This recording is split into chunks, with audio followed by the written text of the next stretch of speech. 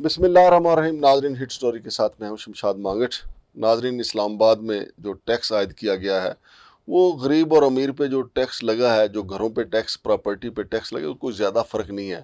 اور پھر جو پٹرول پمپ اور گیس اسٹیشن پہ جو ٹیکس لگا ہے وہ بھی اسی حساب سے لگا ہے جو باقی گھروں کے اوپر لگا ہے. حالانکہ ان کے اوپر جو ٹیکس لگنا چاہیے تھا ان کی انکم کے حساب سے لگنا چاہیے تھا.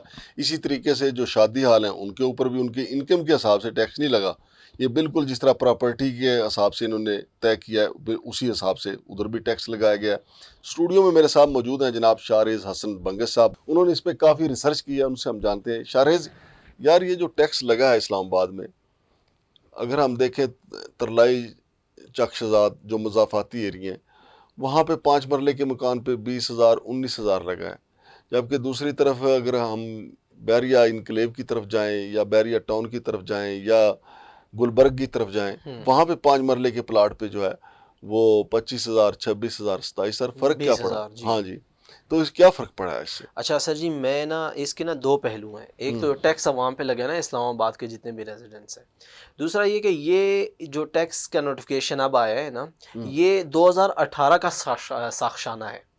یعنی 2018 میں جب پی ٹی آئی گورنمنٹ نے یہ ٹیکس عائد کیا تھا تو اس وقت ایک طوفان بدتمیزی برپا ہو گیا تھا کہ یہ جی ملک بیچ دیا ہے آئی ایم ایف کو, اور یہ یہودی ایجنٹ ہے اور انہوں نے فلانے کو کر دیا اور ملک کا بیڑا غرق ہو گیا ہے. آپ کو یاد ہو, ہمارے جو ویورز ہیں ان کو بھی یاد ہوگا کہ بہت بڑا ایک ہنگامہ کھڑا ہو گیا تھا, اور اسی ہنگامے کے باعث پہ جو پی ٹی آئی کی گورنمنٹ نے اس کو پوسٹ پون بھی کر دیا تھا یا ڈیلے کر دیا تھا. ابھی یہ جو ہے اسی کو جو ہے نا لے کے آئے, اسی کو لے کے آئے ہیں, سیم چیز بس امپلیمنٹ کر یعنی اس کے پیچھے اس وقت بھی آئی ایم ایف تھا اور اب بھی آئی ایم ایف ہے. اب بھی آئی ایم ایف. اب بھی آئی ایم ایف. اچھا, اب مجھے یہ بتائیں, جو مضافات میں 5 مرلے کا مکان ہے, اس 5 مرلے کے رہائشی جو ہے وہ تو مڈل کلاس ہی لوگ ہیں نا, ڈیلی ویجر ہیں سارے, ڈیلی ویجر ہیں, تو کتنا ٹیکس اس کو سالانہ دینا پڑے گا؟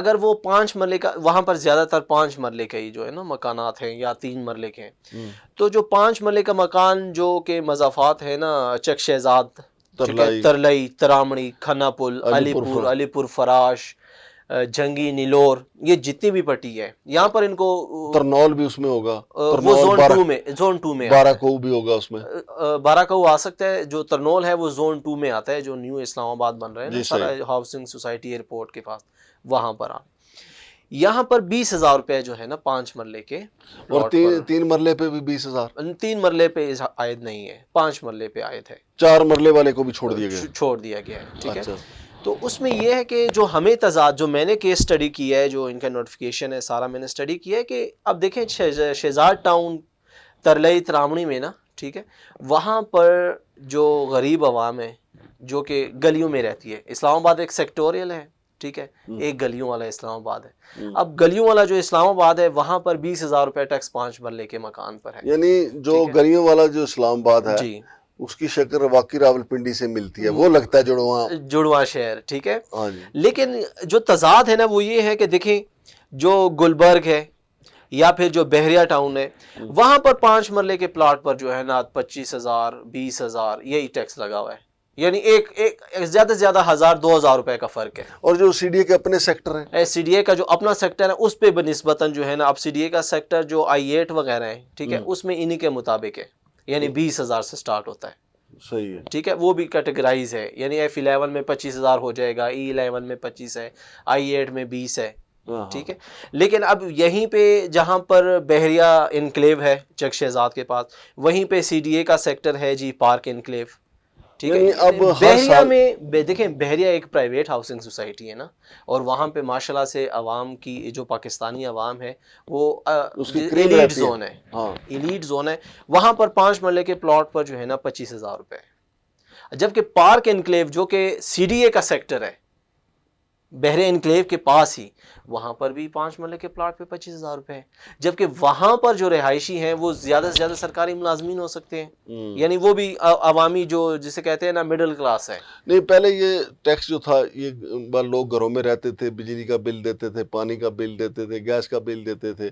اب ہیپی نیو ایئر پہ ایک بل آیا کرے گا, ہیپی نیو ایئر, کہ یہ آپ یعنی اب پہلے سے آپ کو پراپرٹی ٹیکس بھی آپ یہ 25,000 روپے دے دیں. جب آپ پلاٹ خریدتے ہیں نا یا پراپرٹی خریدتے ہیں مکان خریدتے ہیں ایک ٹیکس تو اس وقت ہوتا ہے جو آپ پٹوار خانے میں جمع کراتے ہیں رجسٹری ٹرانسفر کراتے وقت. ایک تو وہاں پر ٹیکس لگتا ہے نا وہ الگ ہے وہ دینا ہی دینا ہے آپ نے. صحیح ہے. آپ نے اس میں اضافہ بھی ہوا ہے اس پہ اضافے کا بھی فی الحال نہیں آیا ٹھیک ہے. لیکن وہ سر اس کا اضافہ جو ہے نا گورنمنٹ کے اس حساب سے ہوتا بھی نہیں ہے. وہ یہ ہے کہ فار ایگزامپل آپ نے خریدا نہیں, یہاں اسلام آباد میں تو ڈی سی ریٹ مقرر ہے نا. نہیں سر جی ڈی سی ریٹ کاغذات پہ مقرر ہوتا ہے جو گراؤنڈ پہ ہو رہا ہے ٹھیک ہے. اور ڈی سی صاحب کو پتہ ہی نہیں ہوتا وہ کچھ اور ہی ہو رہا ہے. آپ کو پتہ ہے پٹوار خانوں کی کیا صورتحال ہے پچھلی ڈیٹوں میں جا گئے جی وہ پٹواری کا راج ہے. آپ فار ایگزامپل آپ نے 5 مرلے کا پلاٹ خریدا فار ایگزامپل آپ نے 1 لاکھ راج نہ کہیں. دیکھیں پھر اس پہ لوگ سمجھتے ہیں کہ پتہ نہیں آپ مسلم لیگ نون کی حکومت بات کر رہے ہیں. مسلم لیگ نون کی حکومت تو نہیں ہے نا, پیپلز پارٹی بھی اس میں شامل ہے. پٹواری راج نہیں ہے, سب کے ملے جلے حکومت. نہیں میں اصل پٹواری کی بات کر رہا تھا. تو میں کون سا ٹیمپرڈ پٹواری کی بات کر رہا ہوں. جو مسلم لیگ نون کے جن کو پٹواری کہا جاتا ہے نا وہ ٹیمپرڈ ہی ہے نا. اصل پٹواری تو ایک عہدہ ہے جو کہ پٹوار خانے میں بیٹھتا ہے. صحیح ہے ٹھیک ہے. تو وہاں پر اگر آپ فار ایگزامپل 5 مرلے کے پلاٹ پر فار ایگزامپل آپ نے 1 لاکھ روپے ٹیکس دیا ہے اور آپ نے مجھے بیچ دیا ہے تو ڈیفینیٹلی وہ آپ 1 لاکھ روپے اس میں وصول کریں گے.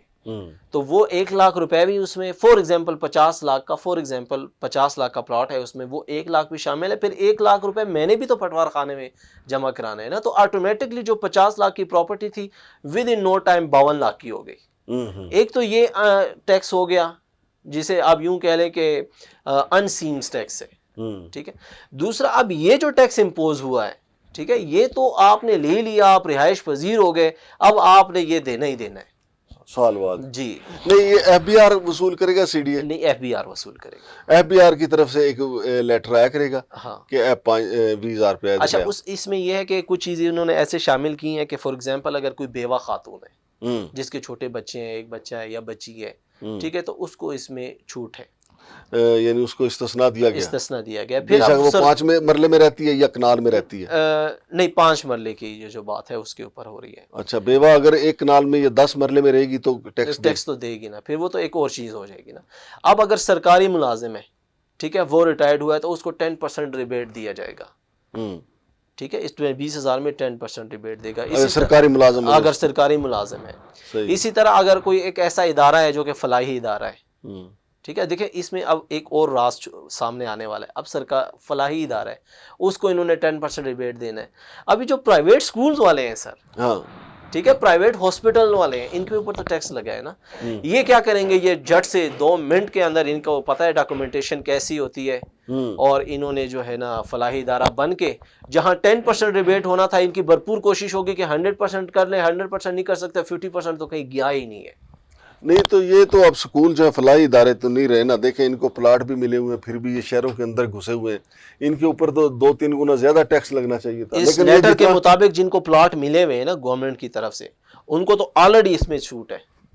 اچھا ان کو تو آلریڈی چھوٹ ہے, بلکہ میں تو کہتا ہوں کہ یہ تو گورنمنٹ کے ساتھ فراڈ ہے کہ آپ کو گورنمنٹ نے پلاٹ بھی دیا ہوا ہے, آپ اس کے باوجود ایک کمرشل بلڈنگ میں بیٹھے ہوئے ہیں, تو آپ وہاں سے بھی مزے لوٹ رہے ہیں, یہاں سے جی یہاں سے بھی مزے لوٹ رہے ہیں. ان کے اوپر تو ایکشن ہونا چاہیے.